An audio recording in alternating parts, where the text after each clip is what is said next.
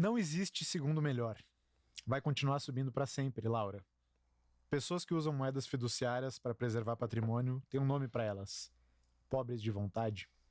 Cuidado com o Bitcoin, só invista aquele dinheiro que você não pode perder. Essas são frases clássicas do Michael Saylor e eu concordo que elas soam estranhas em português. Não tem problema, em breve elas provavelmente serão substituídas, atualizadas por novos lemas, bordões e histórias criados aqui em solo nacional, made in Brasil. O Michel Navegador não está vindo para o nosso país, mas a estratégia da MicroStrategy, agora Strategy, sim, está sendo replicada com um tempero tupiniquim por uma empresa listada na B3. A Melius foi a primeira companhia brasileira de capital aberto aqui no país a entesourar Bitcoin. Comprou 45,72 Bitcoin por 4,1 milhões de dólares à época. E hoje, os convidados do Paradigma Cast são as duas cabeças, os dois cérebros, as duas figuras que lideram essa empreitada e constroem essa história lá dentro. O Israel Salmen, CEO da Melius. Obrigado por ter aceitado o convite de estar aqui. Prazer, viu, estar aqui. Muito obrigado pela oportunidade de explicar um pouco o que a gente está fazendo lá. E o Diego Collin, head da estratégia de Bitcoin da companhia. Obrigado por estar aqui, Diego. Obrigado, Felipe, pelo convite. É um prazer estar aqui também. Além dessas duas figuras, tenho comigo aqui do meu lado meu co-host, Guilherme, também conhecido como Guiriba. Tudo bem contigo, Guiriba? Ótimo, muito feliz de estar com os caras aqui, poder aprender sobre essa empreitada que dá muito orgulho da gente que está acontecendo no Brasil. Eram convidados bastante pedidos, devo assumir para vocês. Legal. E eu queria fazer a pergunta que acho que está mais na cabeça de todo mundo para a gente começar a mergulhar em detalhes de vida pessoal, passado e o que levou vocês até esse momento. Mas quem que começou com essa ideia de comprar Bitcoin lá dentro da Melius? Boa. Eu no ano passado, eu fiz uma transição, né, da cadeira de CEO para a cadeira de chairman, né, de presidente do conselho. E o motivo de eu fazer essa mudança na época era justamente para, como principal acionista da companhia, eu ter um pouco mais de tempo para me desvincular do operacional, para pensar em como que a gente faz o Melius, da nova geração, como que a gente continua crescendo, como que a gente continua fazendo coisas novas, né? Então eu passei o ano passado inteiro estudando alternativas, porque a gente estava com muito caixa, e foi difícil de encontrar, mas até o momento que eu li, né, pela primeira vez ali o padrão Bitcoin, e vi os ETFs sendo aprovados, e vi o Trump ali na iminência de vencer. Então eu vi um cenário que me deixou muito próximo dessa estratégia e me fez estudar muito a estratégia do Saylor lá fora. Então o Saylor é uma grande inspiração para mim. Ele fez isso no momento, em 2020, né, assim... No auge do caos. No auge do caos. Tomou com certeza muita pedrada, porque eu, em 2025, também tô sendo bastante criticado por algumas pessoas, né, de mercado, e eu acho que isso é algo que eu esperava já, mas a gente está muito feliz assim, de dar esse primeiro passo aqui no Brasil, de ser a primeira companhia a assumir esse chapéu aí, né? Mas eu acho que tem muita água para passar debaixo da ponte ainda, né? Essa estratégia não foi aprovada pelos acionistas por completo. Então a gente convocou uma assembleia e a gente depende do voto da maioria dos acionistas para a gente conseguir, de fato, reposicionar a companhia, passando a ser uma companhia que busca aumentar o número de bitcoins por ação, né? É essa a missão principal da companhia. Então estamos nessa jornada aí, tem sido interessante. E aí você foi no mercado em busca de um cara que manjasse não só de Bitcoin, mas também de Ethereum, de Ripple, de Cardano, né? E encontrou o Diego Collin, é isso? Exatamente, né, Israel? Algo... Não, então você pode levantar da cadeira aí. Diego, conta pra gente como é que tu caiu nesse barco e por que é um job épico para um Bitcoiner.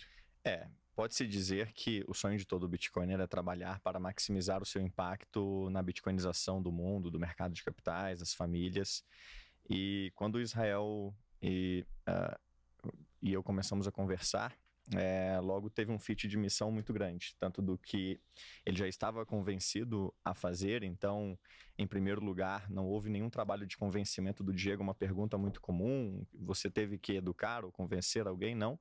O Israel já veio com o Laser Eyes formatado, colocou no dia do anúncio, e a gente teve um alinhamento de missão muito grande. Tanto eu querendo maximizar o meu impacto como bitcoinheiro, ou bitcoiner agora no mercado de capitais, quanto a Amélios entrando nessa nova fase. Coincidentemente, né, a Amélios que nasceu em Belo Horizonte, eu também sou de Belo Horizonte, trabalho no escritório junto com o top management da companhia, mas ele começou a procurar um nome, né, que tivesse esse perfil, e de amigos em amigos acabamos nos conhecendo e foi um fit muito bom desde o primeiro momento. E tem sido uma jornada extraordinária. O time da Amélios continua completamente comprometido com a operação, como deve ser, mas também comprometida com a própria ideia do Bitcoin e está convencida de que fizemos o certo e agora propomos o melhor também. E contamos com os acionistas para que nos próximos dias e semanas se manifestem na direção do que preferirem, segundo o que a gente propôs. Tu fundou a Amélios, certo? Isso. Quanto tempo atrás? Fundei em 2011. Então são 14 anos de empresa. De fundador até chairman, que é um arco evolutivo que acho que é o sonho do empreendedor quando ele olha para ver onde é que ele quer que a empresa dele chegue. De onde é que a Amélios surgiu? Quantas vezes o negócio pivotou e como é que vocês chegaram nesse modelo final com o qual vocês fizeram o IPO? Legal. Nós surgimos em 2011 porque eu e o Ofli, né, o outro fundador, a gente estava muito insatisfeito com os programas de fidelidade que na época a gente utilizava. Então a gente usava alguns programas de fidelidade em supermercado, e, enfim, milhas aéreas, e a gente tinha muita dificuldade de extrair valor daqueles pontos. Às vezes a gente não conseguia trocar por alguma coisa que de fato tinha valor, alguma coisa que a gente queria, né? A gente trocava pela batedeira, pela misteira, não tinha ponto suficiente para trocar pelo iPhone da época. Mas um outro problema que a gente encontrava era que os pontos, em sua maior parte das vezes, né, ele expirava. Então você ficava sem ponto algum. Mas mesmo com todas essas deficiências, esses programas cresciam muito. E a gente olhou para esse mercado e falou, cara, dá para fazer algo melhor, assim. O que a gente pode fazer em cima disso? Então foi daí que veio a ideia do Melius, Melius em latim, melhor. A gente criou um programa de fidelidade, né? Um programa de benefícios melhor do que os que já existiam. E melhor do que pontos na nossa visão é dinheiro. Então a gente trouxe esse nome para o Brasil aí do cashback, não era muito falado na época. Inclusive em 2011, de 2011 até 2015 quase, a gente usava o termo dinheiro de volta. Porque a gente não queria o termo em inglês no nosso negócio que ninguém conhecia. E aí o negócio começou a ficar um pouco mais conhecido, outras empresas começaram a surgir e a gente adotou o termo cashback também. Mas surgiu dessa insatisfação com programas de fidelidade. E a sua pergunta é interessante porque a gente conseguiu construir inicialmente o que a gente queria, que era uma rede de usuários, né, e de parceiros lojas online, né, parceiras forte, que cresce, que tem uma boa avaliação por parte dos usuários, eles gostam de usar, são fiéis. Então a gente construiu esse ecossistema e a gente conseguiu formar milhões de usuários aqui desse lado, né, comprando aqui nessas lojas parceiras que a gente tem no nosso ecossistema. Mas esses usuários, na nossa visão, eles podem consumir outros produtos. Então a maior parte das pivotadas ou novos negócios que a gente lançou desde então estiveram relacionadas com isso. Como é que eu aproveito esse usuário que já está no meu aplicativo fazendo XYZ para ele fazer outras coisas? E outras coisas que ele consegue fazer hoje, por exemplo, é que hoje ele consegue ter uma conta digital embarcada dentro do nosso aplicativo. Lá atrás ele não conseguia. Ele consegue ter um cartão de crédito. Ele consegue tirar foto de notas fiscais de supermercado e ganhar um cashback em todas as compras dele. E um cashback especial, talvez numa Heineken ou em outra marca específica. Então a gente foi criando algumas coisas. A maioria acaba não dando certo e a gente pivota, né, e procura outras coisas, mas essas duas verticais que eu mencionei, tanto nota fiscal quanto serviços financeiros, foi algo que acabou vindo para ficar aí hoje representativo para a gente. A possibilidade de comprar Bitcoin dentro do app foi antes de você ter sido Orange pilado ou não? Foi antes. Foi em 2021, assim, eu sempre gostei, né, eu fui apresentado ao Bitcoin em 2013, 14 por um antigo funcionário nosso. Era um designer / desenvolvedor que a gente gosta muito. E ele sempre um cara muito sóbrio, assim, ele nunca O cara falava, mas ele também não queria te convencer demais. Ele falava o que tinha que falar, ensinava e tudo mais, e a gente escutava ele ali, mas parecia uma loucura, né? 2013 e tudo, e a gente focado no negócio, você não dava tanta atenção e não tirava o tempo necessário para estudar, né? Uhum. E aí o tempo se passou e tudo, e quando eu comecei a ter mais tempo para olhar, né? E desde então eu cheguei a ter Bitcoin diversas vezes, assim. Mas para maximalizar mesmo foi no ano passado. Então foi quando eu comecei a ter tempo para entender o Bitcoin. Antes, para mim, era uma especulação divertida. Uhum. E aí, quando eu entendi e deu o clique, poxa, foram noites sem dormir, muito sinceramente, assim, estudando o que a gente ia fazer em cima disso. E você teve interações com outras moedas também nesse período ou sempre foi maximalista? Não, na época, nesse período pós... Desde que você começou a escutar de cripto. Não, lá atrás sim, como eu olhava pro Bitcoin como algo especulativo, eu não tinha noção ali dos fundamentos por trás, né, e do motivo da sua existência. Aí, para mim, qualquer coisa era qualquer coisa, assim. Então, para mim, o Bitcoin tava na mesma cesta que outras shitcoins na visão aqui do nosso colega. Então, para mim, era tudo a mesma coisa, era tudo especulativo e eu acabei brincando com um monte de coisa ali em 2017, 2018. Perdia dinheiro em algumas, ganhava em outras. Era aquela loucura, né? Mas desde então, 2018 para frente, assim, eu parei, não mexi mais com isso. Cheguei a ter Bitcoin um pouquinho nesse período, mas nada muito relevante. E aí, no ano passado, foi quando, de fato, maximalizei e hoje eu nem falo de outras moedas, né? Pô, agora que soltou o shitcoin, abriu a porteira. Tá liberado. Você tá aqui para me defender. Né? Eu tenho uma curiosidade ainda sobre a história da Melius, antes de perguntar mais sobre Bitcoin. Pelo que a gente viu de pesquisa de pauta, você tem uma participação grande da Melius, eu diria, para uma empresa pública. A curiosidade é se você chegou no IPO com essa participação grande e como empreendedor, o que tu fez de certo ou de errado até chegar lá. Legal. Eu comecei errando muito, porque eu comecei a empresa como fundador da empresa com 25% apenas em 2011. Então, eu tive que ir corrigindo esse erro ao longo do tempo, né, pré-IPO, recomprando alguns sócios e aumentando a participação. Então, hoje, a participação que eu tenho é próxima de 20%, mais ou menos. É uma participação até relevante para quem fez um seed round, né, uma rodada semente, em 2015, um Series A em 2016, um Series B em 2017, um IPO em 2020 e um follow-on em 2021.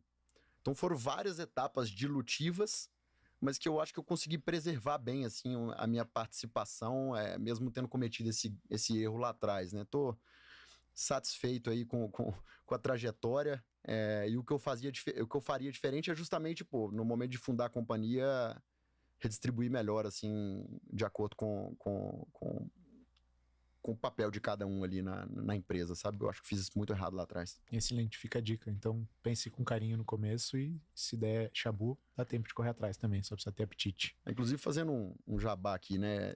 Em 2020 começou a pandemia, assim, eu com tempo em casa, né? Queria fazer algo diferente que não fosse trabalhar, né? Porque todo mundo ficou ali focado em trabalhar apenas dentro de casa.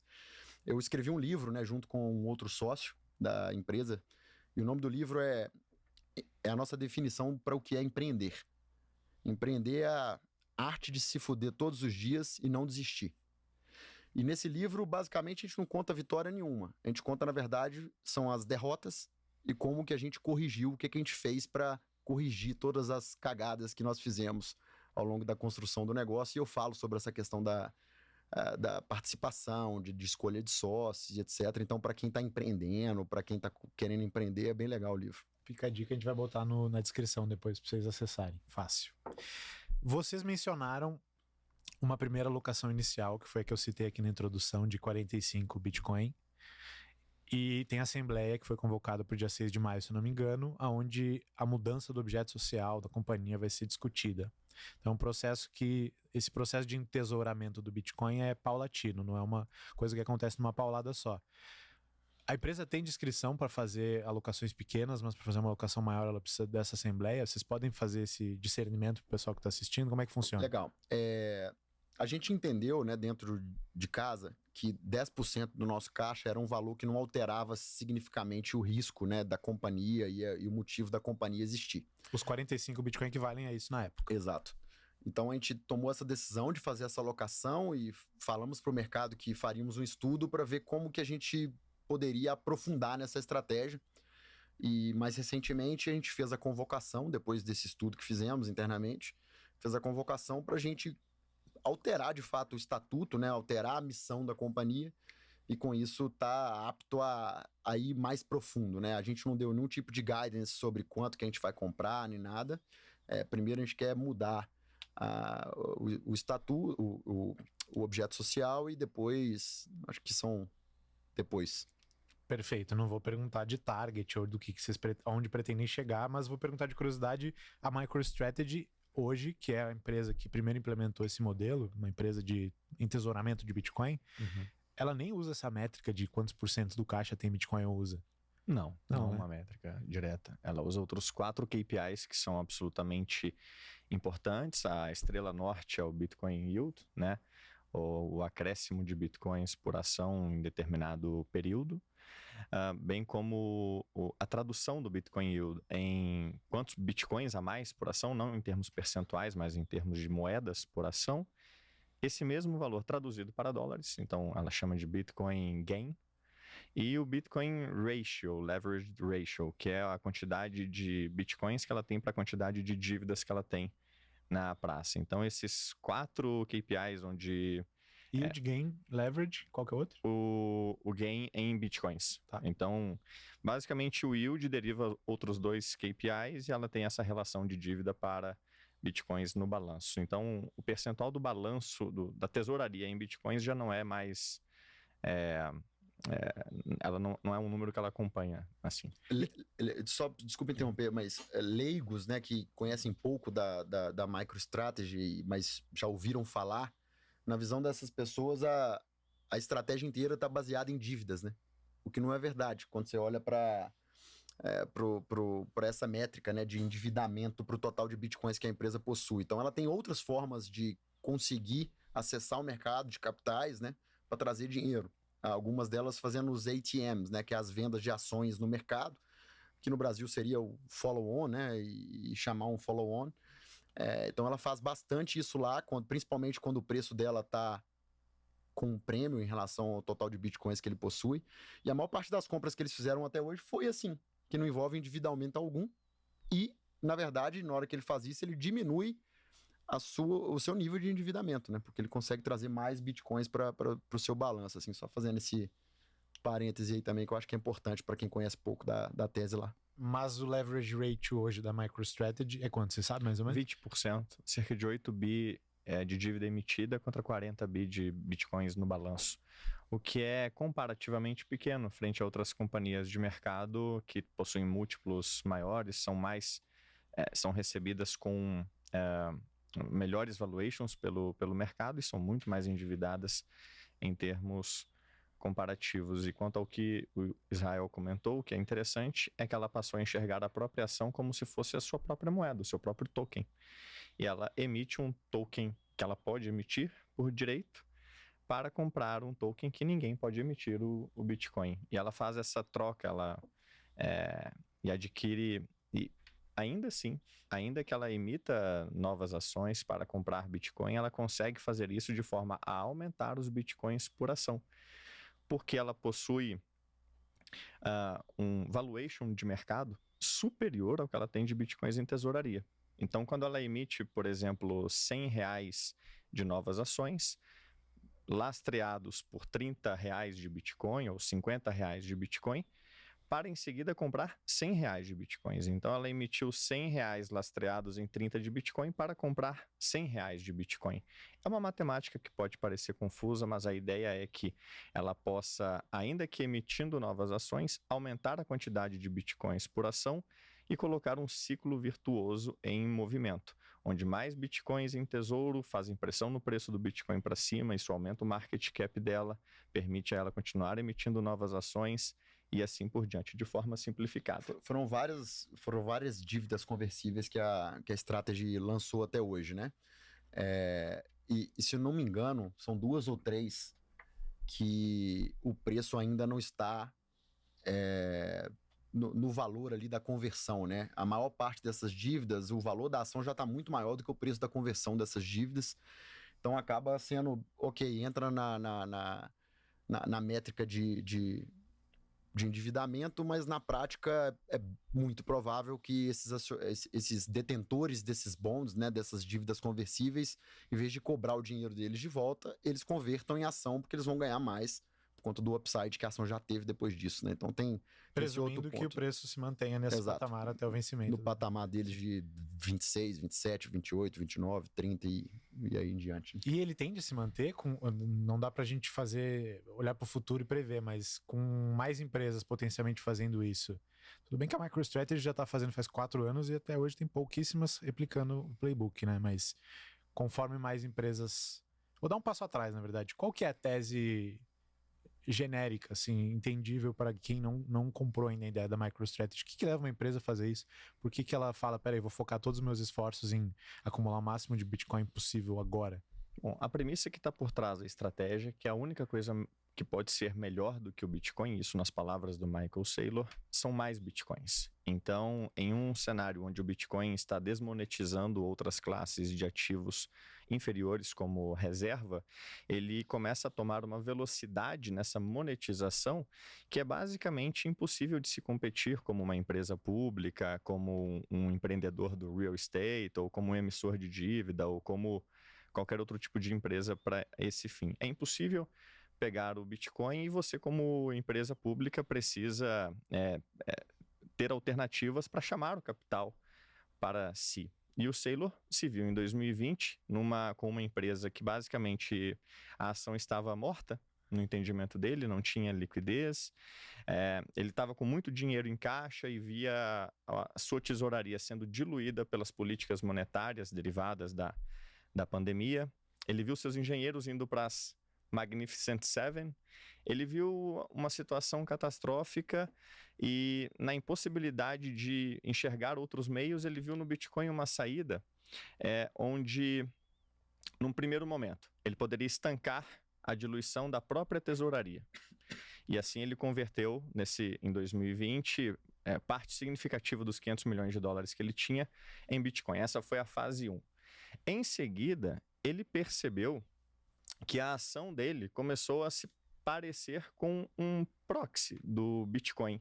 E muita gente que não poderia comprar o Bitcoin como ele comprou, começou a comprar a ação dele ao invés. E começou a haver um descolamento. Ele começou a valer mais do que os próprios Bitcoins em tesouro, porque ele oferecia um prêmio. Ele oferecia um veículo para o Bitcoin, o Bitcoin esse que estava inacessível para um grande grupo de investidores que não podiam comprar o Bitcoin diretamente. Ele aproveitou esse descolamento e fez uma espécie de engenharia financeira para começar a emitir as próprias ações que valiam mais do que os bitcoins em tesouro para comprar bitcoins e aumentar os bitcoins por ação. Travou isso como objetivo principal da companhia e, na medida em que a sua ação começou a ter a volatilidade do Bitcoin, que é muito alta para os padrões de mercado, ele começou a vender a própria volatilidade da própria ação. Como se vende volatilidade, como se faz dinheiro com isso? Você vende o que o Israel acabou de explicar. Você vende essa volatilidade dentro de produtos de dívida. Ou, em termos técnicos, você vende calls, você vende opções de compra futura, né, opções de conversão futura da dívida em ação. Resumindo para você, ele começou a entesourar Bitcoin, a empresa dele virou uma espécie de ETF. Começou a receber um fluxo que fez o preço descolar da tesouraria. Ele começou a emitir as próprias ações para comprar mais bitcoins e aumentar a quantidade de bitcoins por ação. Ele ficou absolutamente volátil por conta da volatilidade do Bitcoin e começou a vender essa volatilidade e botou uma máquina em movimento, tocada por essa espécie de reator bitcoiner, que fez com que ele, em 4 anos, adquirisse 500 mil moedas e 2% do supply de bitcoins. E a tese é que há 300 trilhões de dólares em dívidas ruins no mundo, 85% delas não pagam a velocidade da diluição das moedas, 300 trilhões de dívidas no mundo, das quais o Michael Saylor diz querer pegar verbalmente 1%, emitindo ele mesmo uma própria uma renda fixa consertada. Ele se entende como consertando a renda fixa, lastreando-a no Bitcoin, e assim oferecendo para esses 300 trilhões em ativos aplicados em dívidas, uma dívida no padrão Bitcoin. E com essa dívida que ele vai emitir e o mercado precisando dela ele vai comprar mais Bitcoins, o que vai botar essa máquina em movimento, tornar a ação dele volátil, permiti-lo vender essa volatilidade e assim por diante. Então, de forma geral, há várias formas de recortar isso, mas é melhor que você vá fazendo as perguntas e a gente vai endereçando uma por uma. Eu sei que essa engenharia financeira não é um requisito para se entesourar Bitcoin. A Melius comprou com o dinheiro que te encaixa. Mas foi um jeito dele escalar muito o movimento inicial dele. Tem mercado comprador para esse tipo de instrumento aqui no Brasil? Se um dia isso vier à mesa, se um dia a Melius começar a oferecer esse tipo de instrumento? Legal. Eu acho que potencialmente descobriremos isso, né, no momento que a gente consegue a aprovação, né, assumindo que a gente conseguiria a aprovação ali para fazer esse movimento. Mas o que eu costumo falar, né, é que nós vivemos em 2020 e 2021, enquanto companhia pública, um negócio curioso, né? O Melius fez o IPO faturando um pouco mais de 100 milhões de reais, empresa muito pequena para uma bolsa, né? Só que o mercado naquela época, com juros tão baixos, aceitou esse IPO, né? E comprou esse IPO. E o que a gente viu acontecer num período de 8 meses é que o Melius saiu de um valuation de 1 bilhão e chegou a bater 10 bilhões de reais. Em quanto tempo? 8 meses. Na segunda metade de 2021, né, o nosso mercado à vista, né, de negociação, ele fazia por dia, em média, 250 milhões de reais de compra e venda do nosso papel. E lembrando, nessa época a gente faturava 200, talvez, milhões. Era uma empresa pequena, que estava com valuation muito elevado, num mercado que permitia esse tipo de valuations esticados. E a gente conseguiu surfar, né, esse bom mercado fazendo o IPO e captando um pouco mais de 600 milhões de reais, fazendo o follow-on 8 meses depois, a 6, 7 bi, se eu não me engano, levantando 1,2 bilhões de reais. Então, assim, para uma companhia que pré-IPO tinha levantado 30 milhões de reais em sua história, em 10 anos, e depois levantar quase 2 bilhões de reais em 8 meses, eu acho que isso mostra o potencial do mercado de capitais brasileiro. Uhum. Estamos em outro cenário agora, diferente. Não é o cenário de 2% de taxa de juros, é um cenário que é o oposto disso. Mas, ainda assim, eu acho que todos esses instrumentos que a gente viu funcionar no Brasil, eu acho que eles... É isso que nos motiva a seguir tal estratégia novamente. Assim, eu acho que é possível fazer. Tem, óbvio, sempre a questão da liquidez, de quanto que nós vamos conseguir captar, se é que vamos fazer algum tipo de captação, se é que vamos ser aprovados de fazer esses movimentos, né, com a Assembleia, mas animados, assim, animados por conta desse nosso histórico e de tudo que a gente viveu na Bolsa até hoje. E imagino que muita gente dentro da empresa já seja bastante Bitcoiner hoje em dia, né? Não seja mais só meia dúzia, correto? Olha, dentro da empresa a gente está fazendo esse education, né? Comecei o education no C-Level ali, todo mundo lendo o padrão Bitcoin, começando a entender um pouco mais, tentando entender um pouco mais sobre os fundamentos. E com o restante do time, a gente tem algumas interações não muito profundas, e o motivo é que o time segue focado no que é a companhia. Sim. Que é o Melius, que é o aplicativo, que é a nossa extensão de navegador, que é as empresas que nós adquirimos. Esses negócios continuam tocados pelos seus CEOs, continuam ali gerando caixa para a companhia e nada muda. Então a gente nem quer, né, fazer esse education pesado para o time. A gente incentiva que eles corram atrás e aprendam, né? Porque nós sabemos que cada um vai pagar o preço que merece, né? Sim. Então a gente incentiva esse movimento, mas a gente não fica forçando esse movimento goela abaixo. Acho que em outras palavras. Assim como não se obriga funcionários a estudarem sobre como é que o dólar funciona só porque se tem dólar no caixa da empresa. Exatamente. Hoje tem acho que 3,3%, 3,4% dos Bitcoin do total da oferta que estão com empresas. metade disso com empresas americanas. Você acha que esse número chega até onde, Diego? Até quando? Endgame. Endgame, no limite. Olha, difícil, hein, chutar assim, mas... Algum percentual te faria olhar e falar, putz, isso tá errado, o Bitcoin não era para ser assim? Eu acho difícil, porque dando um passo atrás, basicamente 80% das moedas em circulação, quando descontadas as moedas perdidas, estão basicamente na mão de indivíduos.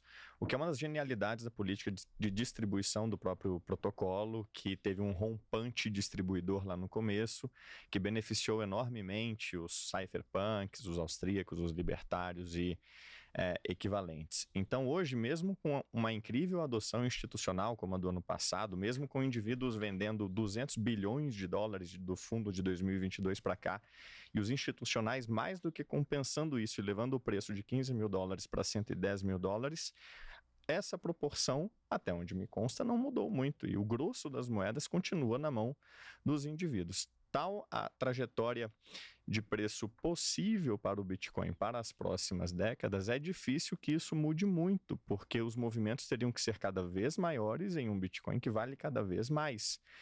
Então, o Bitcoin ele parece estar, na minha opinião, para sempre fadado a ser um dinheiro do povo, para o povo e pelo povo, tamanha a intensidade da distribuição de moedas nos primeiros anos de vida, quando 50 Bitcoins eram distribuídos por cada bloco gerado, blocos que eram encontrados por pessoas físicas. E não me preocupa tanto essa alocação institucional ou até onde ela vai gerar, porque eu não acho que ela vai, para te dar um número, vai passar dos... ela jamais vai se equiparar à proporção de indivíduos que possuem as moedas. Em outras palavras, sempre teremos muito mais indivíduos que possuem bitcoins, e a quantidade de bitcoins sempre vai estar mais com indivíduos do que com institucionais. Então eu digo aos institucionais, e lógico, como um deles mais ainda, venham, porque o Bitcoin tem as suas salvaguardas contra qualquer tipo de participação desconfortável, não importa qual seja o institucional. O Bitcoin já é too big to fail, basicamente, sob a ótica de poder ser coadunado por institucionais, até porque 3% ainda é um número muito pequeno e é cada vez mais difícil de crescer. Se a gente olhasse para hash rate, aí o número muda, né? Dá pra gente argumentar que tem duas pools que controlam quase metade da hash rate. E aí seria outro papo. Mas antes da gente falar disso, outra curiosidade, qual que você acha que é a chance da reserva da MicroStrategy ser nacionalizada nos próximos 10 anos? Excelente pergunta. Bom, para contextualizar de onde vem esse medo, o Bitcoin tem um vínculo muito forte com a nacionalização do ouro lá em 1933, quando, com a ordem executiva 6.102, o ouro foi determinado proibido de ser possuído por indivíduos e empresas e demandado, né, para algum banco do Federal Reserve, do Fed americano. E esse número é tão importante para o Satoshi, esse momento histórico ele é tão crucial para a história do Bitcoin que ele está no nosso código, né? E a cada 2016 blocos, 6.102 ao contrário, a gente tem um ajuste de dificuldade. Uma referência à ordem executiva 6.102. E sempre foi palco da nossa discussão. Será que teremos a ordem executiva 6.102 para o Bitcoin, que eventualmente poderá, da noite para o dia, confiscar Bitcoins constitucionais? Acho que essa possibilidade nunca vai sair, de fato, da mesa em um país ou em outro. Vai ser sempre maior em um país mais hostil do que em um país que promove mais o direito à propriedade e tem instituições fortes. Mas em 10 anos, eu acho que você perguntava dos Estados Unidos, muito provavelmente. Em 10 anos, eu acredito que muito baixa. Muito baixa, porque temos quase metade disso no governo Trump, que sinalizou algo absolutamente na direção contrária. E os 6 anos seguintes seria uma futurologia, mas eu não acho que, por exemplo, vai ser difícil de desfazer 4 anos de Trump em outros 4, porque nesses 4 anos, se as políticas desse governo tiverem sucesso, o Bitcoin vai se alastrar como não se alastrou nos últimos 4, ou vai se alastrar como nunca se alastrou, melhor dizendo. Uma estatística interessante é que tecnologias como o Bitcoin, depois que atingem 10% de uma população, levam o mesmo tempo de 0 a 10% para de 10 a 90%. E o Bitcoin atingiu esse threshold em 2019. Então, ele foi de 2009 a 2019 para atingir 10% da população. Segundo todas as ondas de tecnologia que o precederam, nos próximos 10 anos ele deve pegar os 90%. Foi assim com a internet, com a TV. Então, 4 deles sob o Trump. Desfazer isso e, para além de desfazer o que vai acontecer nos próximos 4 anos, ir além a ponto de confiscar o Bitcoin, eu acho que tem uma probabilidade baixíssima, porque teria que vir com a premissa de que o Bitcoin agora é tão importante quanto o ouro. Então, isso poderia mandar um sinal, tal como mandou para o ouro. E o que aconteceu com o ouro logo em seguida de ter sido confiscado? Dobrou de preço. Basicamente isso. Então, uma vez que o Bitcoin ele, seja considerado algo tão estrategicamente importante, a ponto de poder ser demandado via confisco pelos governos, isso manda um sinal para o mundo. Algo como: ele venceu, compre o máximo que você puder e saque-o para sua própria custódia se já não tiver-lo feito, porque Bitcoin custodiado por terceiros pode sempre ser absorvido por formas coercitivas, né? Faz sentido. Lá na Melius, vocês pretendem olhar para ciclos de mercado? Quando você...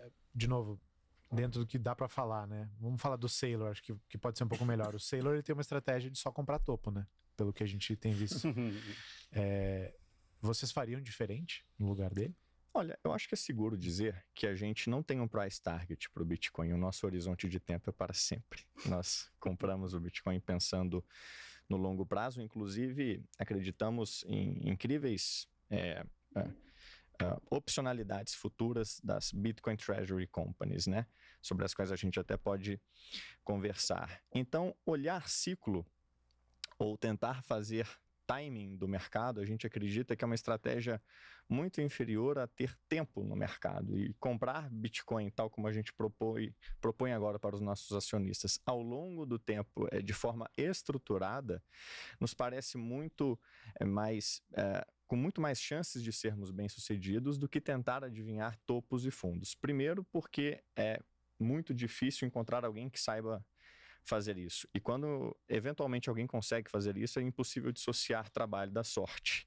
Então não é uma estratégia de longo prazo assim, sustentável, não é uma estratégia de nível corporativo e nesse sentido, se a nossa base de acionistas assim nos permitir, o faremos de uma forma muito mais educada com os ciclos do mercado, respeitando a nossa ignorância perante o que vai acontecer no futuro, do que tentando ser uma mãe de Ná vendendo o topo e comprando fundo. Faz sentido. Vocês acham que a gente viu que cripto virou uma pauta de interesse nacional nas eleições lá nos Estados Unidos e continuou agora no começo do mandato do Trump? Existe a possibilidade de algo parecido acontecer aqui no Brasil? Seria desejável ou não?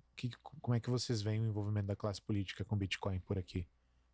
Eu acho que vou fazer uma resposta rápida aqui, se você quiser complementar, mas a gente vê um ou outro falando sobre esse tema no governo, né? Recentemente a gente viu isso aí acontecendo. Mas a gente sabe como é que o Brasil é engessado, né? E é burocrático. Então pode ter algumas cabeças no governo a favor de algo do gênero, né? De aumentar ali essa adesão, enfim, e ter uma política mais pró-cripto, mas para passar esse tipo de proposta não é algo fácil, né? Então acho que a gente tem que entender que o cenário no Brasil é um cenário diferente do cenário dos Estados Unidos. Eu acho que tem muito mais risco aqui no Brasil, inclusive, do que lá, dado todas as políticas que o Trump tem feito, né, de pró-cripto, pró-Bitcoin. Então, eu acho que são mercados, tem que saber que é diferente, assim, eu vejo com muita diferença os dois.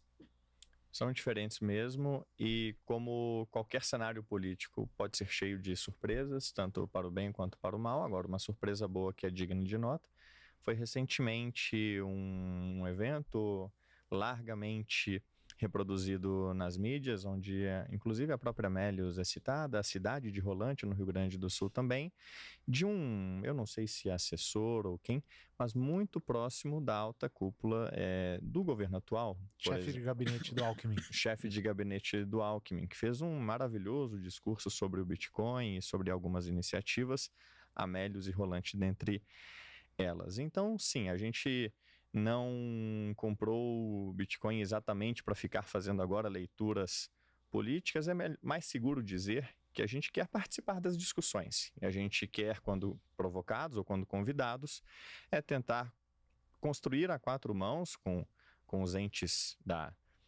civilização o melhor framework para que outras empresas possam fazer o mesmo e possam seguir pelo mesmo caminho, trabalhando não só na frente de educação, mas também de construção de pautas que podem servir ao Bitcoin, que é uma forma de servir ao mercado em geral. Eu tô dando risada pra mim mesmo, só vou te sacanear porque a gente tem intimidade, tá? O cara tava no discurso perfeito. Ele trocou sociedade civil por civilização. Meu interior não aguentou aqui, fiquei rindo por dentro. Um lorde falando. Caralho, puta, desculpa aí, audiência. Quebrei a quarta parede, me perdoe. Quanto tempo vocês gostariam que demorasse até que outras empresas da B3 começassem a entesourar Bitcoin? E quanto tempo vocês acham que vai demorar? Eu, por mim, que começassem ontem. Eu acho que quanto mais, melhor. Cada uma com a sua estratégia. E quanto tempo que eu acho que vai demorar? Eu acho que não é fácil você passar isso num conselho de administração. Não é fácil você ter um acionista relevante dentro da companhia com algum nível de influência para tentar incentivar esse negócio a passar por esses trâmites todos. Uhum. E eu acho que são poucos os exemplos de ações no Brasil na situação que o Melius se encontrava. Então, o Melius, basicamente, né? Hoje, o nosso valor de mercado é muito próximo do valor que nós temos em caixa. Mesmo sendo uma companhia sem dívidas, mesmo sendo uma companhia que anunciou um EBITDA positivo no ano passado. Então assim, a gente pretende ajudar esse negócio a acontecer, mas não é trivial, assim. Eu acho que faltam companhias que vão estar nesse mesmo lugar que o Melius está hoje, né? Para conseguirem passar esses temas e tudo e fazerem sentido para elas. Então, pegando mais um exemplo aqui. Um grande banco faria uma estratégia como essa? Acho que dificilmente. Talvez fariam parecido com a Tesla, que alocou um percentual bacana ali em Bitcoin, assim como a Square, né, a Block fez. Mas acho que dificilmente faria uma estratégia MicroStrategy. Uma Magalu faria? Acho que a Magalu tem outros focos. Né? Acho que dificilmente também esse negócio para passar no conselho, que é um conselho, enfim, repleto de pessoas de diferentes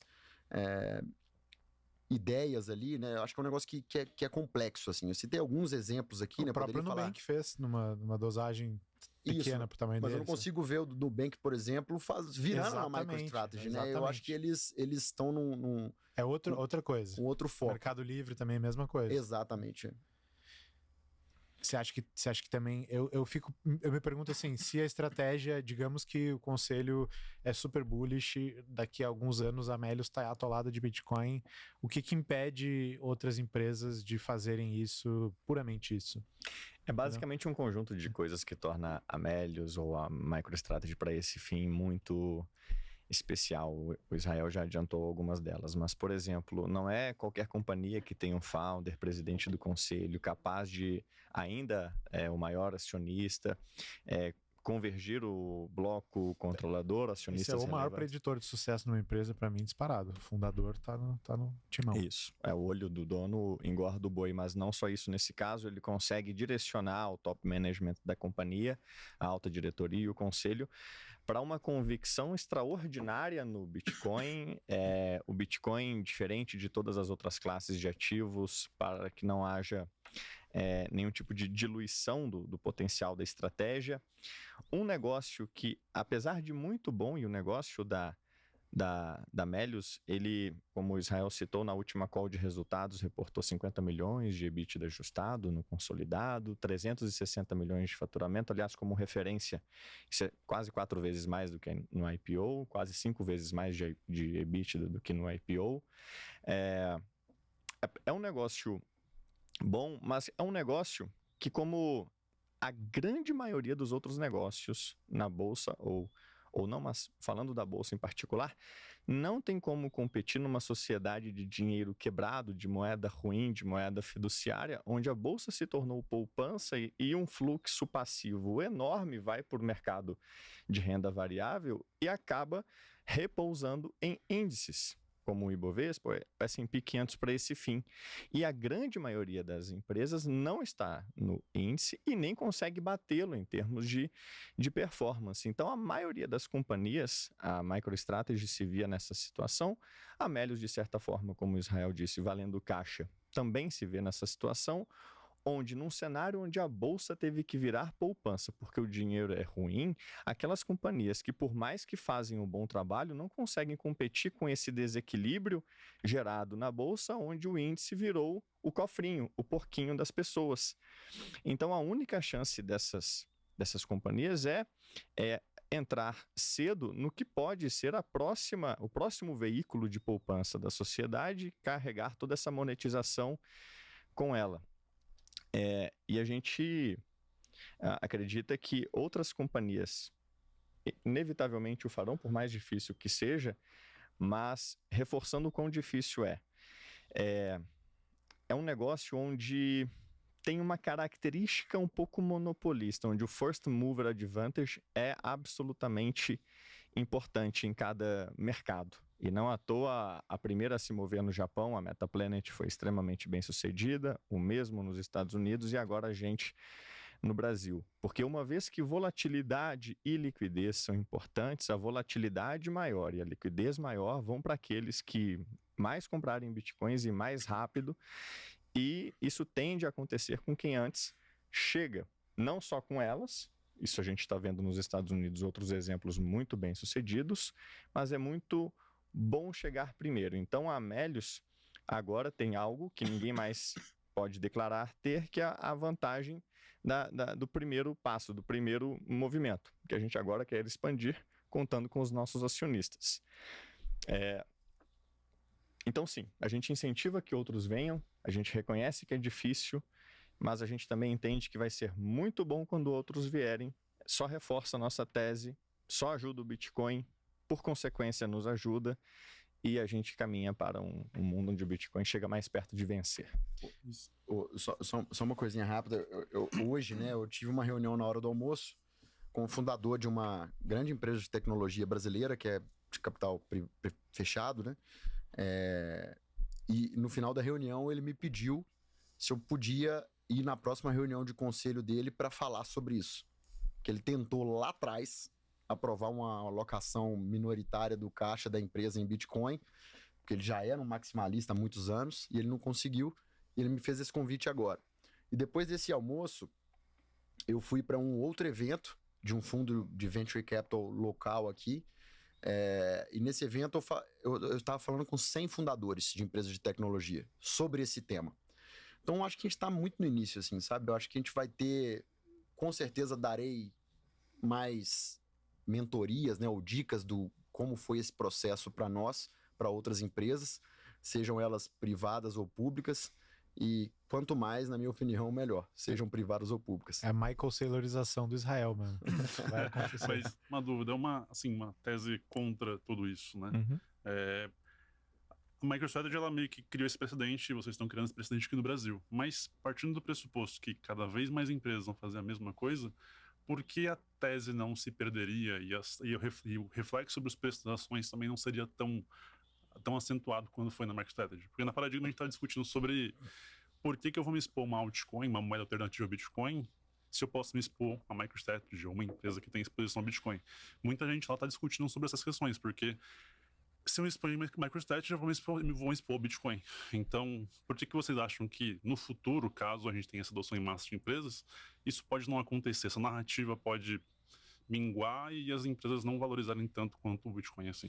Bom, o próprio Bitcoin não vai subir. Bom, ele vai subir para sempre, como o Felipe bem disse, mas não na mesma velocidade. É razoável supor que em algum momento ele entra num platô, né? E ele está num rompante explosivo agora sendo monetizado, e a gente tem vários motivos para ser otimistas com o preço do Bitcoin nos próximos anos, nas próximas décadas talvez, mas o fato é que ele não vai continuar, não vai, nem o Saylor supõe isso, que vai repetir para os próximos 10 ou 20 anos o que fez nos últimos 10, que foi a apreciação de 60%, 70% ao ano em dólar. Já fez muito mais que isso em outros recortes passados de 10 anos.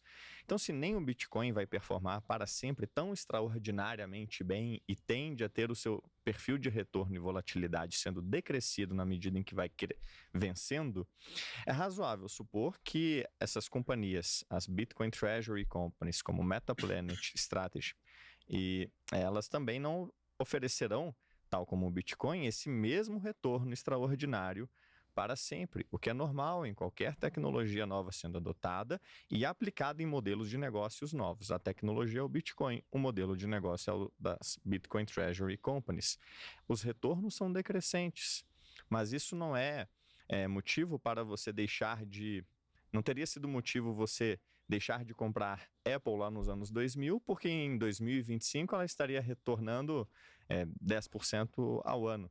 Peraí, nos 20 anos que diferenciam o platô do começo, você pode ainda ter ganhos muito bons. E a gente acredita que está no começo não só dessa estratégia chamada de Bitcoin Treasury Company, como também no começo da própria tecnologia Bitcoin, que é muito nova. Então são como se fossem duas ondas sendo adotadas concomitantemente. A onda do Bitcoin um pouquinho mais na frente, a onda das Bitcoin Treasury Companies um pouquinho mais atrás, ainda mais no começo, e a gente acredita que tem bons presságios, bons anos pela frente, mas que, de novo, não vai ser para sempre que performaremos assim, os retornos serão decrescentes, mas até lá muita vida vai ser feita, muita vida vai ser mudada, muitos negócios florescerão enormemente. Sempre que o modelo de negócio de uma empresa de entesouramento de Bitcoin vem à tona, eu lembro de um texto do Nakamoto Institute, que é o Estratégia Correta do Empreendedorismo Bitcoiner,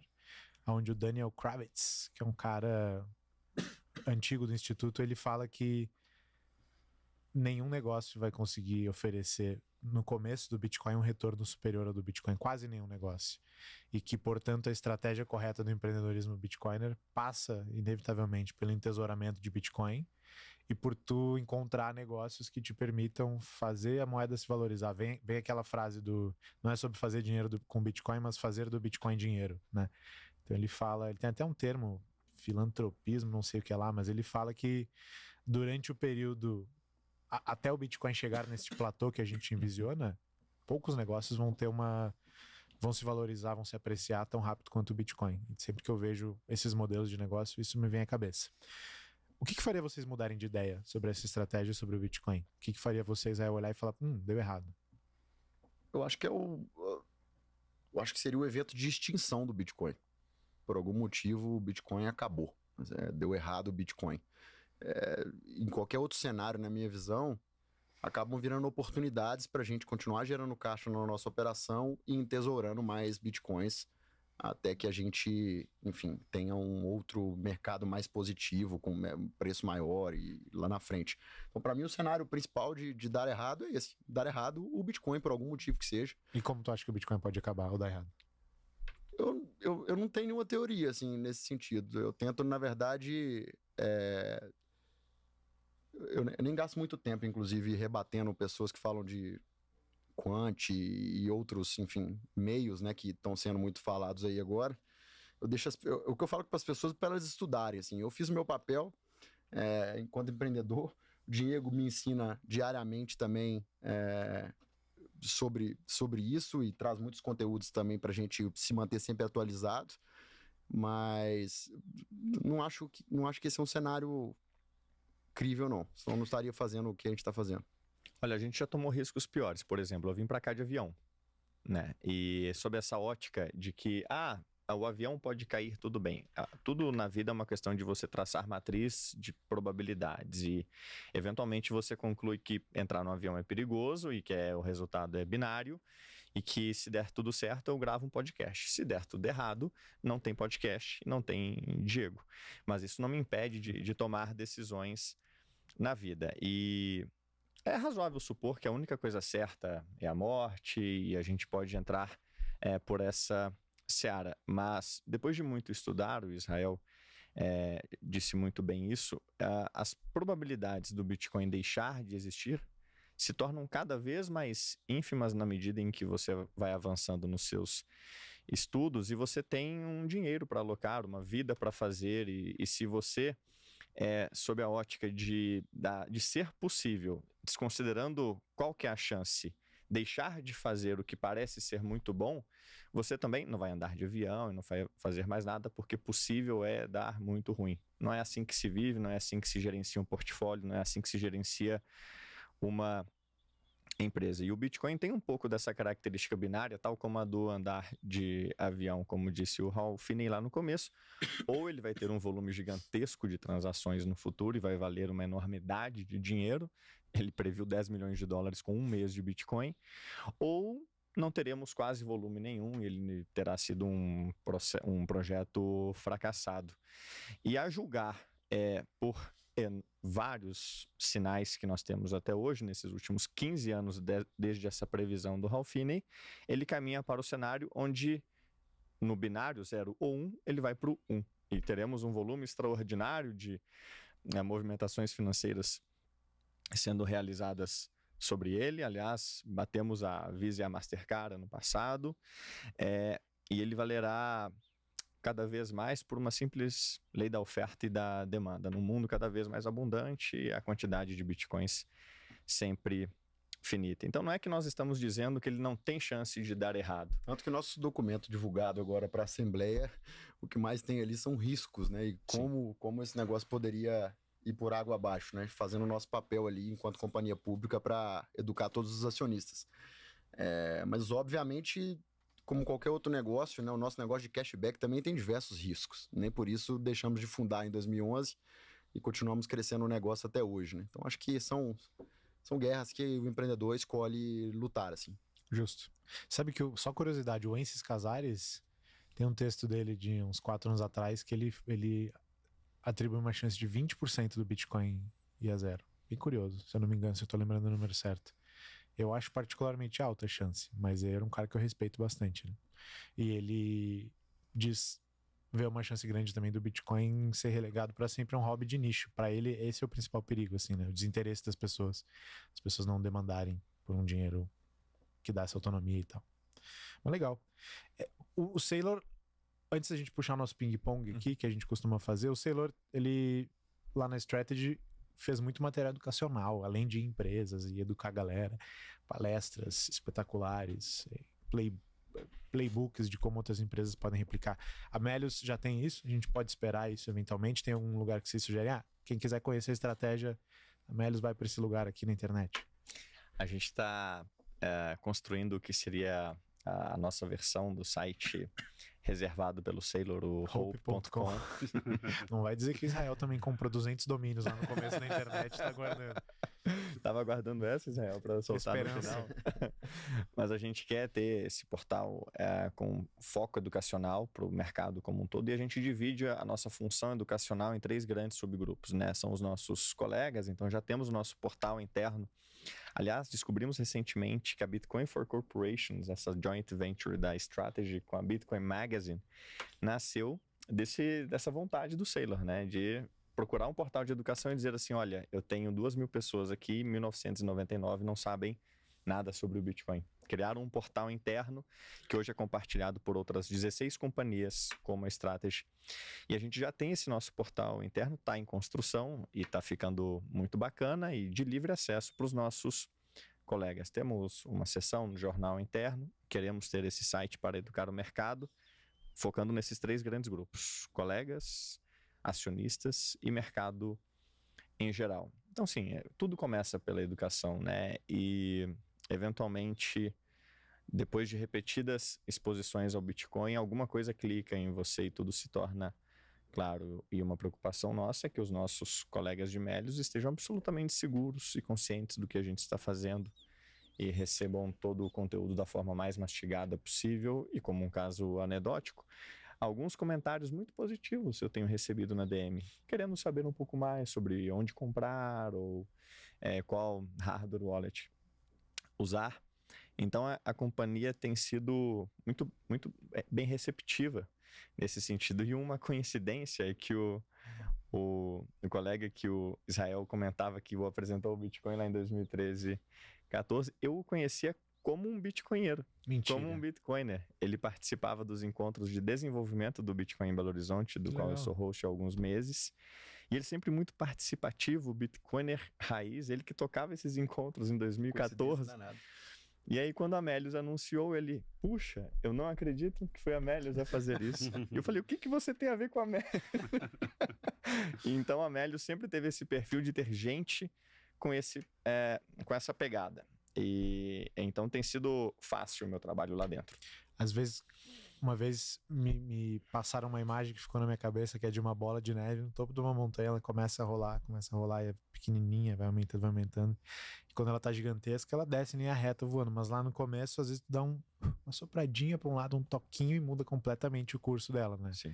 E esse colega aí, salve para ele, talvez tenha plantado uma sementinha lá atrás, que mudou, fez virar isso agora, que lá na frente vai talvez mudar a história do mercado de capitais brasileiro. A gente na Paradigma tem a visão de 51% do Brasil tendo exposição ao Bitcoin, dos brasileiros. Tenho certeza que a jornada que vocês estão começando agora vai ser uma força potente nesse caminho. Hoje eu falei com 100 empreendedores de tecnologia, né, que eu falei para vocês aqui. Eu fiz uma pergunta lá em determinado momento, eu perguntei se tinha algum Bitcoiner lá, alguém maximalista que gosta e entende profundamente o Bitcoin. Dos 100 empreendedores, e olha que são empreendedores de tecnologia que levantaram capital com um fundo de investimento de venture capital, levantaram alguns milhões de dólares, pessoas muito inteligentes, uma de 100. Então isso mostra muito o quanto que ainda tem para ser divulgado e educado assim o mercado, sabe? O negócio ainda está muito no começo, por incrível que pareça. Eu fiquei assustado, eu achei que por ser esse tipo de público teriam mais pessoas com conhecimento, mas... Talvez os 99 eles conheçam, mas tenham dor de cotovelo, né? Não, eu acho que eles conhecem. Eu digo assim, eu perguntei gente que era maximalista na prática, né? Que entende o negócio. E o motivo, eu acho que é o mesmo que eu não conhecia. Porque estão todos eles atolados de desafios em suas companhias. A gente ocupado. Não tem tempo para olhar, não tem tempo para estudar, né? Então, a gente tem que, de alguma forma, tentar acelerar essa educação aí dos brasileiros. Totalmente. Se todo mundo aqui que é Bitcoiner, é porque algum dia alguém puxou pelo braço e falou, cara, vai aqui, escuta isso aqui, plantou a ideia. O que é curioso, porque é razoável supor, então, se o que vocês estão dizendo é verdade, que nós devemos ter sido mais tóxicos. Sempre. Nunca é o suficiente. É o que viviam nos dizendo, né?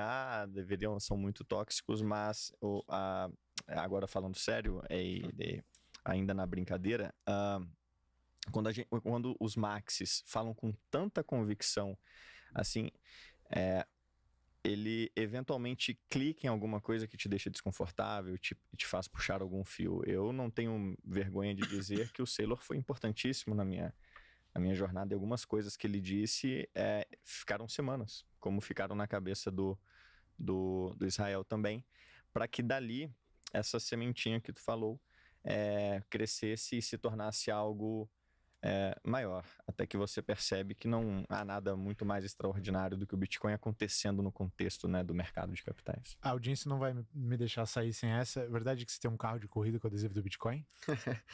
Eu sou piloto lá na Porsche Cup Brasil, né? Tô no meu 3º ano correndo profissionalmente lá com eles. E o carro desse ano, o layout é inspirado no Bitcoin.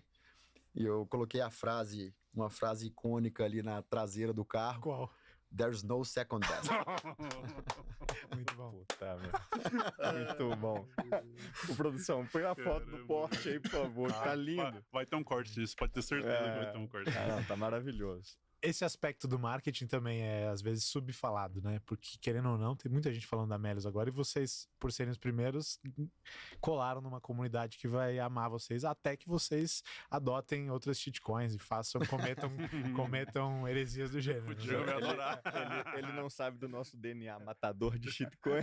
Quando eu falei com eles que a Melios nasceu para matar token porcaria, né? E dar dinheiro de verdade. Essa foi a narrativa lá atrás. O que é poético, né? Porque a companhia que queria dar dinheiro de verdade... Rumando pro único supremo. Rumando com um ticker Cash 3 na bolsa. Perfeito. Quase como se ela tivesse nascido para isso. Última antes do ping-pong. Você dá uma palhinha de 1 minuto sobre AI. Não tem nada a ver com a pauta aqui, mas acho que o pessoal vai ter interesse em ouvir. Legal. Tanto como efeitos na produtividade, quanto tipo inteligência artificial generalizada e o endgame. Legal. O que eu posso te falar é o que a gente tem feito dentro de casa, assim. Hoje está muito focado em ganhos de produtividade. Os funcionários Melios, né, e o time Melios usa muito para melhorar a produtividade. O nosso número de pessoas no time praticamente não cresce, já tem bastante tempo, mas a empresa segue crescendo, o número de usuários, a gente continua cadastrando 50 mil novas pessoas todos os dias no aplicativo. Então a gente tem usado muito isso para fazer código de forma mais eficiente, para fazer pessoas do time de dados, ou do time de growth, ou do time de CRM tomarem decisões melhores, fazerem copies melhores, fazerem imagens melhores. Então a gente usa para isso dentro de casa. Mas eu tô sempre com a sensação que daria para a gente estar fazendo muito mais. Então, o que eu tenho pedido pro time nas reuniões de conselho, pro CEO, é para a gente continuar aprofundando e esse tema voltar sempre pro conselho de administração com aprendizados. Ainda somos juninho nesse assunto, apesar de já estar fazendo muita coisa dentro de casa, justamente por acreditar que dá para fazer muito mais. Assim, é muito revolucionário, né? É difícil falar onde que esse negócio vai parar, né? Mas eu acredito que não vai demorar muito para que as empresas entendam ali como utilizar isso da melhor forma para melhorar seus negócios. Um negócio interessante, né? É que basicamente o que o Musk está fazendo lá no Doge, lá fora, com certeza passa muito sobre o uso da AI para fazer, enfim, melhorar eficiências, né? E analogamente, eu acho que outras empresas ainda têm muito potencial para fazer o mesmo que ele está fazendo no próprio governo. Mas é animador, né? Acho que é um mundo legal que nós estamos Então vivendo. tu tem essa visão positiva, que era o complemento. Tem uma visão positiva, Mas, de novo, ainda temos muito para aprender. O Metaculus, que é um site de previsões, não é com dinheiro, mas é tipo um polymarket, só que sem dinheiro. Ele estima que a AGI vai chegar em 2027, o pool de opiniões lá. E tem muita gente em tecnologia que tem uma visão niilista sobre isso, né? Você tem uma visão positiva. Eu tenho uma visão positiva. Boa. Show de bola. Ping-pong final? Bora. Medo desse ping-pong. 7 perguntas. 5 vezes. Não, é só você responder rapidinho. Agora chegou a hora. Não tem nada de sacanagem, é bem simples. Fica tranquilo. Um palpite de quem foi Satoshi Nakamoto?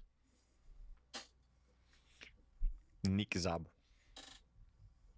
Eu vou falar aqui, vai ser piada, né? Mas é porque eu vi um vídeo legal, né? Que tirou algumas risadas, mas que era de alguma forma fundamentado de algumas pessoas falando que poderia ser o Elon Musk. Não acredito que seja. Mas é legal que tem teoria pra tudo, né? Chega a ser engraçado. Se o Bitcoin não existisse, qual moeda você compraria? Ouro. Vale como moeda? Vale. Um ativo. É um ativo. Legal. Eu acho que não responderia ouro no meu momento maximalista de Bitcoin, né? Não existindo o Bitcoin, talvez eu não entenderia o valor do ouro. Então eu acho que eu estaria em dólar, como eu estava antes, com mais de 80% da minha carteira de liquidez, né? Um fundador que vocês admiram? Elon Musk. Uhum. Eu ia falar Israel Salmen. Já te contratei. Você já tá no time. Me ocorreu. Deixa eu ver. Tá querendo aumento. Bom, fundador. O Jorge Paulo Lemann, na minha faculdade de administração, era ele Deus no céu e ele aqui na terra. Um aprendizado nessa implementação dessa estratégia Bitcoin. Nada é impossível.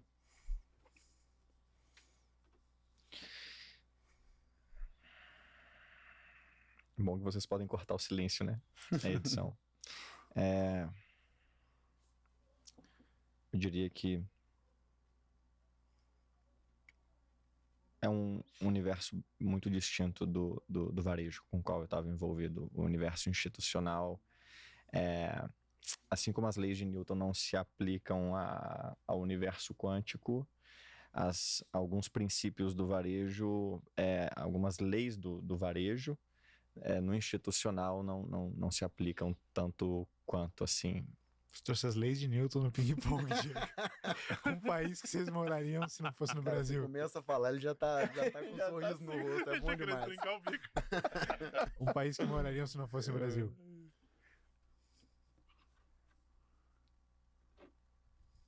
Essa é difícil, assim, que a resposta óbvia na minha cabeça é os Estados Unidos, mas eu particularmente não tenho tanto apreço pelos Estados Unidos, eu gosto mais da Europa, assim, mas também não tá muito legal de escolher um país lá nesse momento pra morar, não. Quis dizer Suíça, mas não quis soar soberbo, né? Cara, ainda bem que ele não disse Suíça. Mas pra mim não funcionaria, assim. Pra mim tem que ter algum tipo de... Tem que ser uma cidade parecida com São Paulo em algum lugar, né? Que te dê muitas opções, enfim, pra criar sua família, pra se divertir, etc. Pra andar de Porsche. Você pode fazer isso na Suíça, pô. O problema é que o único lugar que tem o Palmeiras é no Brasil, entendeu? Isso acaba... Madrid, vai. Eu tenho um carinho muito grande pela cidade, já morei lá. Penúltima? Se você não estivesse empreendendo, se não estivesse implementando a estratégia Bitcoiner, o que vocês fariam da vida? Cara, minha vida... Eu nasci num lar empreendedor, avô, pai. Nunca me deixaram olhar para os negócios familiares. Sempre meu pai me estimulando a correr atrás dos meus sonhos e correr atrás daquilo que eu acreditava ser o certo. Então eu não consigo me ver não empreendendo. Esse é o Israel desde que nasceu, assim. Então, se eu não estivesse empreendendo nesse desafio, estaria com certeza empreendendo em algum outro. Acho que essa vocação do Israel para o empreendedorismo, o paralelo comigo, acho que é para a educação. Então, e de certa forma, é o que eu faço hoje, sigo fazendo, mas não estivesse na estratégia Bitcoin, provavelmente procurando formas de educar a maior quantidade de pessoas possível. A última ia ser um título que o seu time ainda não tem, mas ele falou que é palmeirense. Eu perdi a coragem de fazer. E o número do meu carro na Porsche é 51, né? Em homenagem ao nosso Mundial de 51, primeiro campeão mundial. Olha lá, eu nem sabia que tinha isso aí. Um livro que vocês recomendam pra galera? Padrão Bitcoin? Com certeza. O Indivíduo Soberano. Excelente. Onde é que o pessoal acha vocês nas redes sociais? @Israel Salmen. @Diego Collin, KOLLNG, em todas as plataformas. Alguma mensagem final? Muito obrigado por abrir as portas aí, por fazerem boas perguntas. A gente vê essa oportunidade como um apoio para o que a gente está fazendo, então é muito bacana. E desejo todo o sucesso do mundo aí para vocês, cara. Eu tenho muito carinho por vocês, não é de hoje. Muito obrigado mais uma vez pelo convite. Quem os acompanha sabe que o mundo está em plena transformação. Nós pretendemos ser um acelerador, mais uma força pela mudança. O Bitcoin, que é ele mesmo uma força do bem, segundo um dos nossos conselheiros, o Guilherme Bandeira. Tem na Melius agora mais um soldado do bem também. Então, aí já tá rindo de novo. Não, agora é uma risada mais feliz, carinhosa, genuína. Assim. Então, obrigado pelo espaço. Eu espero que tenhamos tocado um pouquinho mais alguém nos assistindo. E estamos abertos a responder todo tipo de perguntas, como já temos feito desde o primeiro anúncio, respondendo aos mais diversos questionamentos de empreendedores, empresários. E é um prazer pra gente fazer isso. Então, obrigado mais uma vez e até a próxima. Guiriba, onde é que o pessoal te encontra nas redes? @GuiribaBRB no Twitter, no Instagram. E também queria deixar um agradecimento aí o Diego e Israel a ter vindo no podcast. Já aprendi muito aqui também. E espero que o pessoal também tenha aprendido bastante com a mim. Excelente, eu sou Felipe Santana, @Felipeter com TH nas redes. Esse foi mais um episódio do Paradigma Cast. Se você ainda não é inscrito no canal, toca no botão de se inscrever, toca no polegarzinho do like, manda para seus colegas, para sua família, ou para pessoas que estão trabalhando ou liderando empresas que têm interesse em replicar os passos que a gente comentou aqui hoje. Se vocês tiverem interesse em assinar a Paradigma Pro, deve ter aparecido algum cupom de desconto em algum lugar, aproveitem. Esse foi o episódio de hoje, um abraço, até a próxima, fui!